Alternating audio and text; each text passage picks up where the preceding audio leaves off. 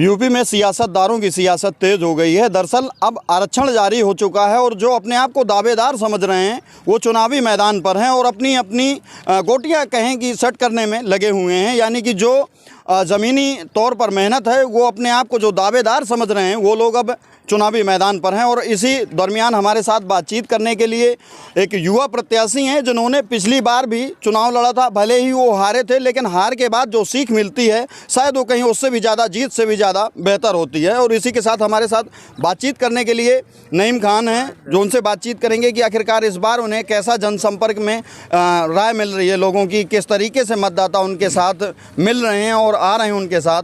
तो सीधे बात करेंगे नईम भाई। मैं पिछली बार जो चुनाव लड़ा था, मीडिया के बंधु आपसे बता देना चाहता हूं, पिछली बार जो चुनाव लड़ा था वो नॉन मुस्लिम सीट से लड़ा था जिसमें एक भी मुस्लिम गांव नहीं आता था। मैं इस गांव में, इंगोटा गांव में पैदा हुआ, इंगोटा गांव में पला बढ़ा, सभी का स्नेह प्यार मिला, हम सभी को चाचा ताऊ भाई कहते हैं। तो निश्चित रूप से मेरा हक भी बनता है कि मैं आप ही लोगों के बीच से चुनाव लड़ूं, जिससे कि चुनावी समीकरण ये बना था कि ग्राम इंगोटा में मुझे सबसे बड़ा गांव है, सबसे ज़्यादा वोट मिला था और क्षेत्र में सभी गांव से मेरा खाता खुला था और रोहारी गांव में मुझे विशेष स्नेह प्यार मिला था।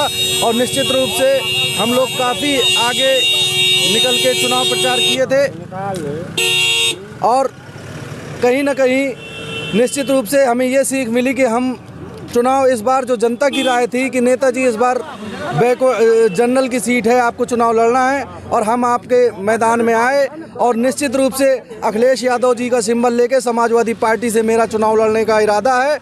और निश्चित रूप से समाजवादी पार्टी की जो विकास की पिछली नीतियां हैं, लैपटॉप वितरण हो, चाहे एम्बुलेंस की सेवा हो, चाहे अस्पताल में मुफ्त दवाई की सेवा हो, चाहे महिलाओं को 1000 रुपया मुफ्त समाजवादी पेंशन, लोहिया आवास, अखिलेश जी की ऐसी ढेर सारी योजनाएं जिसका मैं बखान करूं। कई बार अखिलेश जी मुख्यमंत्री रहते हुए हमारे बुंदेलखंड का दौरा किया, कई सारी योजनाएँ उन्होंने दी, इसलिए दी कि बुंदेलखंड खुशहाल बने। किसान के लिए अखिलेश जी ने एक से एक काम किए और उनका कर्ज माफ़ किया। और आज किसान की ये हालात है कि लगभग 100 दिन पूरे होने जा रहे हैं दिल्ली में, और ये जो भारतीय जनता पार्टी की सरकार है वो ऐसी सोई हुई है कि जैसे कुंभकर्ण भी नींद में 6 महीने में जग जाता है। ये सरकार 100 दिन के ऊपर हो चुके हैं, 250 से ज़्यादा किसान उसमें किसानों की हत्याएं हो चुकी हैं, किसान शहीद हो चुका है, लेकिन सरकार के जू नहीं रेंग रही है। सरकार ने खेती को अंबानी और अडानी को प्राइवेट देने के लिए कसम खा ली है, जिसके परिणाम बहुत भयंकर आने वाले हैं। ये आने वाले 2022 के चुनाव का ये 7 फाइनल है।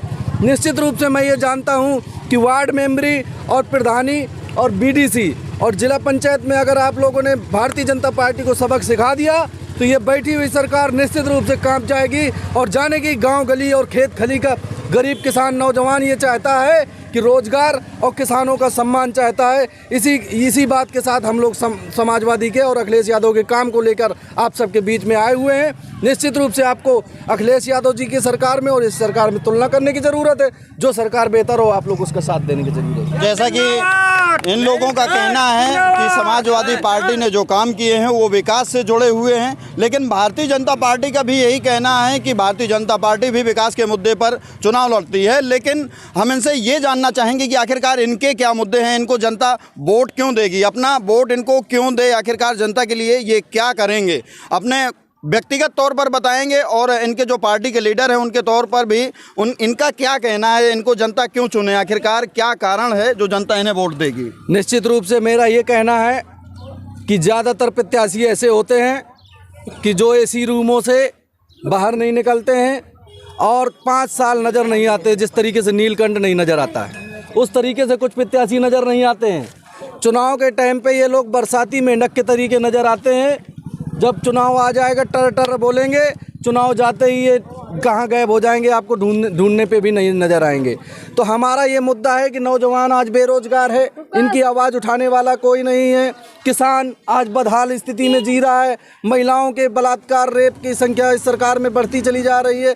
निश्चित रूप से कहीं ना कहीं और जो मुफ्त इलाज की योजना अखिलेश यादव लाए हुए थे वो भी ख़त्म करने का प्रयास किया जा रहा है। जो एम्बुलेंस किसान गरीब मजदूर के घर जाकर एक फ़ोन करने में 1000-2000 का खर्चा होता था, गाड़ी डीजल ले जाता था आदमी। लेकिन अब एम्बुलेंस आती है, मुफ्त में इलाज हो जाता है। ये किसकी देन है? समाजवादी पार्टी की देन है। एक कोई योजना ऐसी भारतीय जनता पार्टी की कोई भी बता दे जो भारतीय जनता पार्टी ने की हो, सीधे उसका पब्लिक को लाभ मिल रहा हो। झूठे वादों से काम नहीं चलेगा, काम करने से काम चलेगा। मैं तो शिव जी के मंदिर पर आया हुआ हूँ, माथा टेका है और मैंने ये वरदान मांगा है, निश्चित रूप से मैं जीता। वैसे भी मुझे जब समाजवादी पार्टी की सरकार रही, अभी भी मैं जनता के बीच में रहता हूँ। जब मेरे पास जो भी आ जाता है पीड़ित व्यक्ति, आप लोग क्षेत्र में लोग हैं, लोकल का आदमी हूँ, आप लोग पता करिए, मैं तुरंत फ़ोन करता हूँ, जो काम होता है चल के कराता हूँ।